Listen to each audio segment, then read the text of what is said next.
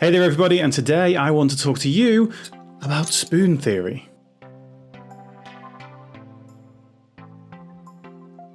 Hey there everybody, my name's Dave, aka Mindset by Dave, and I've been a mindset and mental health coach for the last 4.5 years, helping people get unstuck with whatever it is that holds them back up here, as well as content here on YouTube. I also stream live on twitch.tv/mindset by Dave, where you can come along and get involved in discussions about topics like this live. Right, on with the content. So what on earth is spoon theory?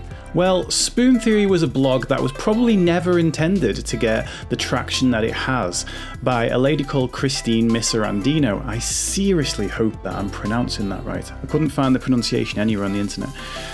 And Christine is someone who suffers from lupus, a chronic illness that leaves people feeling utterly exhausted, amongst other things.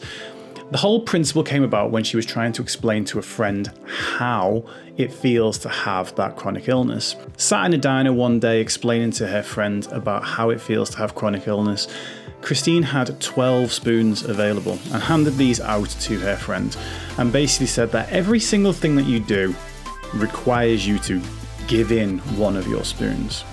Now, for a person suffering with chronic illness, things like getting out of bed in the morning cost you a spoon. Things like doing your hair or your makeup cost you a spoon. The commute to work itself might cost you another 2 spoons, and then the work day might cost you 4. By the time you get home, you're down to very few spoons, let alone if you've ended up having to do anything like grocery shopping, cooking, cleaning, even eating. And she was showing this as an example to a friend to explain how she has to be significantly more choiceful with her day than a person without a chronic illness or a disability. Now, for most of my audience, and including myself, we live with mental health conditions. These are in themselves a disability too. And it might mean that you do not have the seemingly endless supply of spoons that a neurotypical person might have. However, I actually want to go one step further and say, no one's got infinite spoons. This is something that I didn't like about the original article, was the idea that people without disabilities or without chronic illness have infinite spoons. I think they do. I think they act like they do.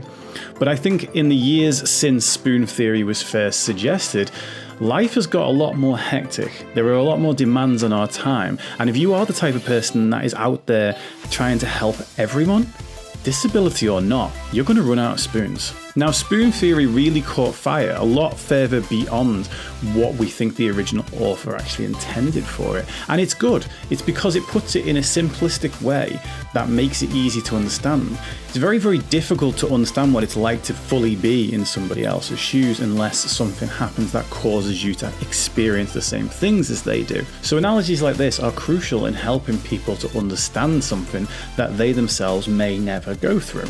So I'm going to drop the link below to Christine's original article if you want to go and read that. But my 2 cents on this particular theory is something where I think we can all learn from. Whether you feel like you are running out of spoons on a daily basis, or whether you are someone that is maybe asking someone for spoons and being a bit offended or upset when they don't give them. A couple of days ago, I wrote this tweet, which gained a hell of a lot more popularity than I thought it would do, because essentially what it talks about is the fact that when I feel like I'm on my last spoon, someone else comes along and asks for it. If I try and establish boundaries with that person and say, I can't do that right now, it's never about the person that is in front of me. It's about me not having the energy to give. It's not about them. However, probably 10 times out of 10, I hate to say 10 times out of 10, but probably 10 times out of 10, the person in front of me will take it completely and utterly personally. And this can be a friend, this can be someone from the internet, or it can be a family member. And then with the little energy that I was trying to conserve for myself, I now have to spend that energy explaining to this person and tending to their feelings, because the last thing I want is for them to be upset. I may as well have just capitulated to what they wanted to do in the first place. But if I was to continue to do that, I'd burn out.